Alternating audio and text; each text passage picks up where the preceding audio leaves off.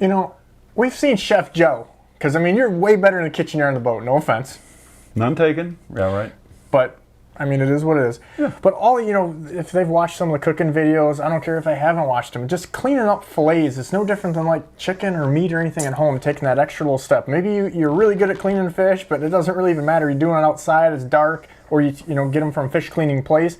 Everybody's going to do it a little different. And cleaning that fillet, there's really a couple different steps, and show us how we're going to do that so that we can make almost like the fillet a fillet. It's a fillet. Yeah.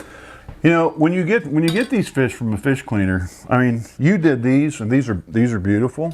When you get them from the fish cleaner, they're not this pretty. I mean, they're cleaning 1,000 fish a day, and they're going do, and they're going on with the program. I have a confession to make.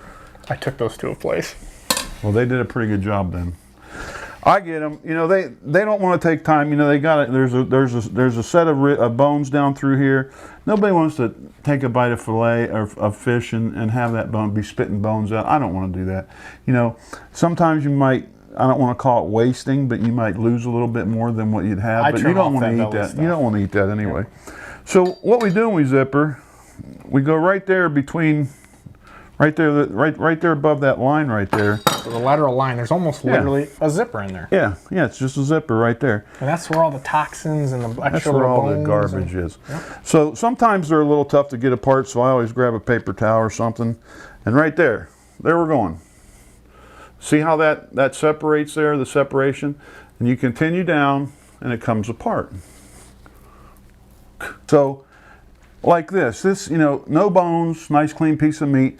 You would cut that anyway, because if you were going to go deep fry this, if you put it all in there together, this piece here is going to be done so much faster than this, and this is going to be nasty. It's going to be like you bought it at some restaurant and they didn't do that. So okay? Now what I do on those too, maybe it's a little different than what you do, but like on the backside when you take that clean that off. You take that there's a little section in there sometimes. Yep. Depending, especially on these little bit bigger fish. Yeah, you can that part right there. You can just take you got a good sharp knife. It's kind of like cleaning silver skin off of a beef tenderloin. All that brown, it cooks up and gets mushy. And it's not very tasty. So you don't want to eat that stuff. You want a good, nice, clean fillet. It takes just a minute, but the difference in the taste is just it's night and day. So you're going to go out there.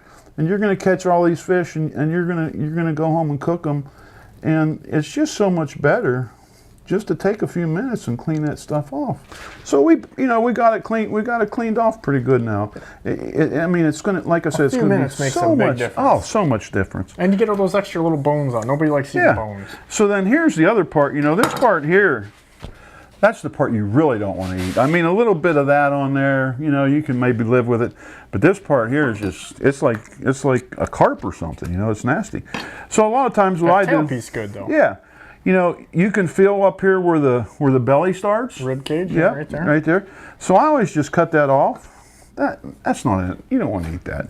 And then here, right there, the vein, you just cut that off. No good to eat. Then here you take a little bit of this and skin it back. Get that stuff off of there. Just kind of cut it off. Done. Little extra nugget.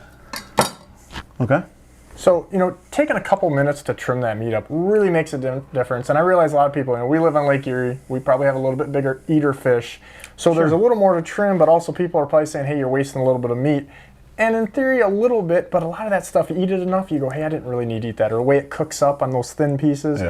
Yeah. Like guys fishing in the lakes, they might catch 2 or 3 fish a day or a weekend or something versus coming up here and really having fish. Not saying we want to waste them, but the ones we eat, we want it to be good, right? But zippering a fish, taking out the belly meat, and taking off that brown that's on the back that's going to cook up real mushy. Yep.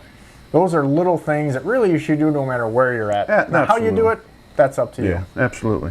I totally agree. But pretty much every recipe that they've watched on our little Hook and Cooks, or whatever you want to call Captain Joe escapades, no matter if you're frying or whatever, that's a step I like to do. Yeah, and it only takes a few minutes. I mean, no big deal.